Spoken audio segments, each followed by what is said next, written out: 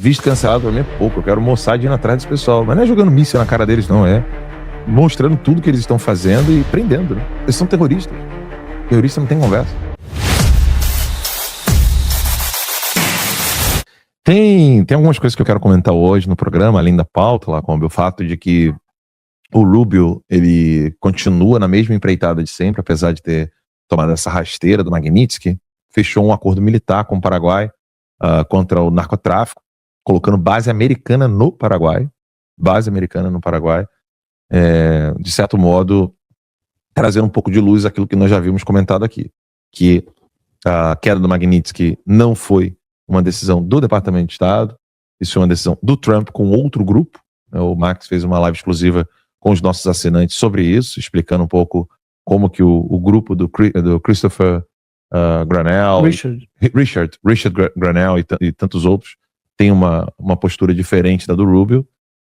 O Rubio tem essa preocupação com a América Latina, continua firme. Inclusive o Igor Gadelha chegou a publicar, né, que o governo brasileiro, o regime brasileiro, tem a esperança de que também caiam o cancelamento dos vistos, porque os vistos continuam cancelados, apesar da Magnitsky. Ou seja, a Magnitsky, o Alexandre de Moraes e a esposa não estão mais na lista da OPEC, ou seja, não estão sancionados pela lei Magnitsky. Mas, entretanto, porém, todavia, contudo, os vistos continuam cancelados. Então, o visto do Barroso está cancelado, o visto do filho do Barroso ainda está cancelado, não sabemos como é que isso vai acabar terminando. O visto da filha do Barroso ainda continua cancelado. O visto do Padilha continua cancelado. E as tarifas não mudaram ainda. Então as tarifas ainda estão naquele cenário que foi modificado antes da queda da lei Magnitsky. Então a pressão do Rubio continua. Eu acho que precisaria haver, pelo menos por parte dos senadores, uma pressão maior em Washington, quando o mundo desabou para eles, ou seja, quando a Magnitsky foi anunciada, os políticos de esquerda vieram aqui para conversar, vieram fazer tratativas. Agora que a Magnitsky caiu, não há políticos brasileiros vindo aos Estados Unidos. O pessoal meio que jogou a toalha, falou, perdemos. O esquerdista, quando perde, ele se reorganiza. A direita, ela desanima. Então daí a gente fica se perguntando, né, quem realmente está em guerra, né? Porque se um lado, quando toma uma porrada, se reorganiza, se reagrupa, e o outro senta e chora, desculpa, mas a expressão que eu tenho para dar para os políticos brasileiros é: um lado está em guerra, o outro está brincando de videogame, né? Pô, eu sei que Alan é mais enfrentador, gosta de um combate e tal, mas eu queria... Quer liberar o visto para essa turma toda que está sem visto? Libera, mas dá para limitar, assim, proibir entrar na região de Orlando? Lá como eu não quero visto, eu quero Mossad na cara desse pessoal. Eu não quero encontrá-los aqui, cara. Não, à vontade. Eu gostaria de encontrá-los junto com o Mossad. Já falei. Visto cancelado pra mim é pouco. Eu quero Mossad indo atrás desse pessoal. Mas não é jogando míssil na cara deles, não. É mostrando tudo que eles estão fazendo e prendendo, né? São terroristas. Terrorista não tem conversa. E foi muito boa a entrevista do Flávio ontem, né? Eu gostei. Lá no Ratinho, o Flávio teve uma postura muito boa, falou muito bem. E o Cláudio Dantas postou, tem 2 horas, sobre a pesquisa da Quest, que vai ser liberada, estava programado para ser liberada quinta-feira. Mas se vazou, pode até ser que liberem antes. A pesquisa é o seguinte: ela não põe o nome do Eduardo, nem do Jair, nem da Michelle, só Flávio Bolsonaro. E segundo o Cláudio Dantas, teria vazado que o Flávio estaria 15 pontos acima do Tarcísio. E destaque também pro Ratinho, né? Ele salvou o SBT ontem. Sim, salvou. E tentaram fazer besteira, né? Tentaram impedir o Flávio de ir, só que a repercussão foi muito negativa. Negativa, assim, rapidamente, em menos de 1 hora, né? Pelo que eu entendi, voltaram atrás. O Ratinho mostrou que ele estava tentando salvar a reputação da empresa do Silvio Santos e tentaram ainda dar uma rasteira nele, mesmo assim ele bateu o pé. Que não foi só o Flávio, né? O Nicolas também, né? Uhum. Ele conseguiu 2 nomes num único dia para tentar salvar a imagem que foi destroçada. Sim. A reação com relação à fala do Zezé de Camargo foi muito mal elaborada. Sim. Ou seja, As filhas do Silvio Santos se sentem ofendidas Não, a pelo nota termo foi- de prostituta. Não, essa foi da Janja, né? Foi da Janja. Não, Foi mas... da Janja. Não. Não, a Peraí. nota oficial do SBT não fala disso. Não, peraí. Folha de São Paulo. Eu tava vindo pra cá e vi. Folha de São Paulo colocando assim: filhas de Silvio Santos se sentem incomodadas. Aqui, ó, vou pegar aqui agora. A tava gente olhando leu aqui. foi a nota da interpretação Não, da não. Janja. Não tô falando só da Janja. Porque aí você tem que considerar a nota da Daniela, né? Como é o nome dela? Que é a diretora, que é a presidente lá, a filha do Silvio Santos, esqueci, Beirute, como é o nome dela. A nota oficial do SBT, uma nota meia boca. E o Ratinho, eu confesso que eu não vi o programa, só vi trechos, trecho. né? Eu também só vi trecho. Mas, pelo que sei, o Ratinho mesmo, meio que botou na conta do fanatismo político. Aí não, né? Fanatismo político não. Você tá num evento como aquele, dando espaço para um ministro do STF, que nem deveria estar ali. Os políticos sempre estão nesses eventos. Max falou sobre isso ontem, né? Talvez não discursando, mas ali na plateia normalmente eles estão.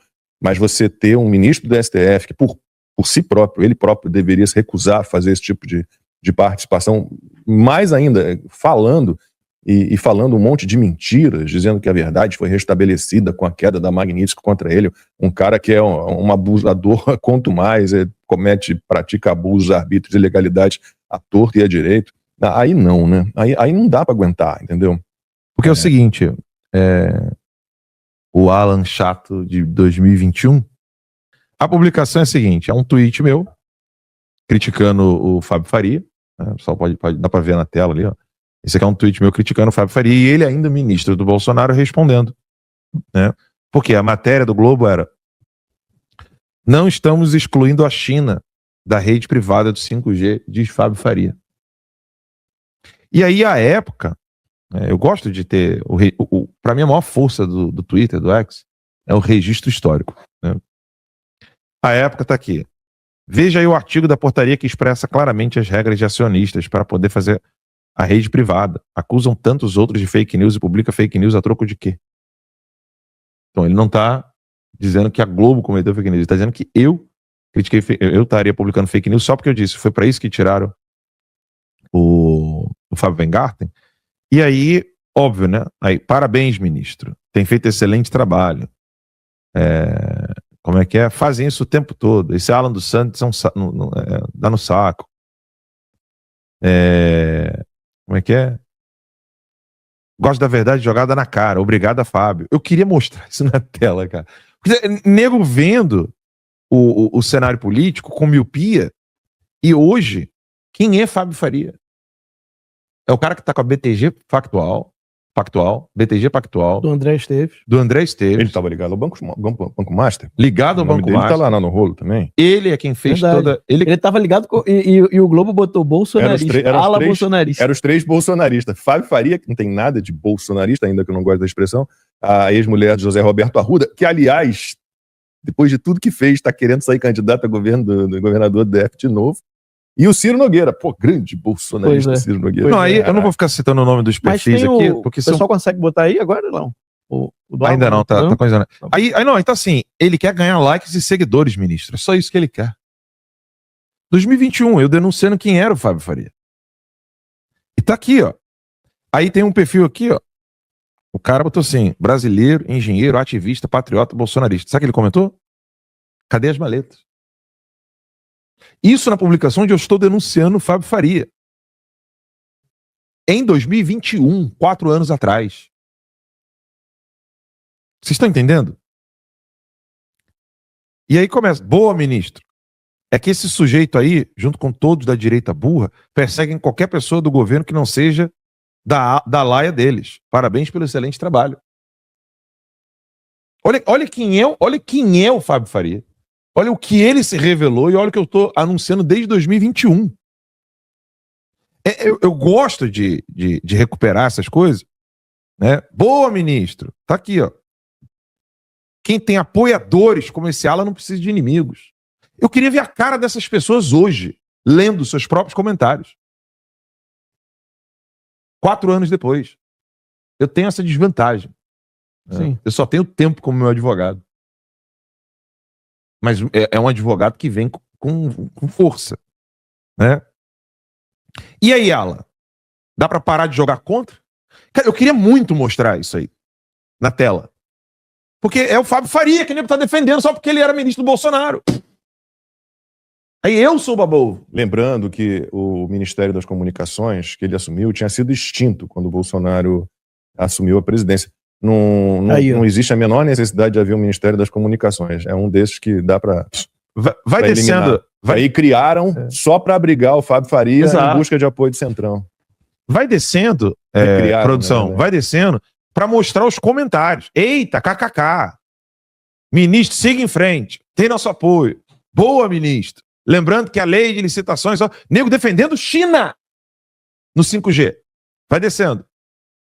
Parabéns, ministro. Tem feito excelente trabalho. Vai descendo. Vai descendo. Ele faz isso o tempo todo. Gion. Tá ali, ó. Eu quero que essas pessoas vejam isso hoje. Olha aí. Capitão Maleta. Essa Ângela. Sabe quem é, né? Essa aqui? Menor ideia. PF. Ela era ligada ao pessoal da PF e tal. Capitão Maleta e sua trupe de oportunistas, analfabetos funcionais, não sabem ler portarias, Fábio Faria. O tal Fontana, olha lá, Rafa Fontana, que escreveu livros contra a China. Vai descendo, eu quero que essas pessoas se vejam hoje. Estão a serviço do caos. Não, peraí, ali, ó. Sebastião. Estão a serviço do caos, em prol de outro governo. Gosta da verdade jogada na cara. Essa galera ficou ali, ó. O Alan só quer divisão. Ele é canalha. 2021. Eu faço questão de salvar essas coisas, Lacombe. Faço questão. Não é pra estar certo, não. É pra vocês entenderem como tem coisa que demora tempo. Mas, infelizmente, o tempo vem a favor. Essa é a dura realidade. Olha a situação de hoje, Lacombe, Max, você que está em casa nos assistindo. Bolsonaro quase morrendo. O Alexandre de Moraes, que estava ao lado do Fábio Faria, ele muito feliz ao lado do Fábio Faria, né? Tanto o Alexandre de Moraes quanto o Fábio Faria, os dois estavam muito felizes. Dá pra ver isso. Bolsonaro morrendo, precisando de uma cirurgia. Quem que realmente estava atrapalhando? Em 2021, então? Era eu ou o Fábio Faria?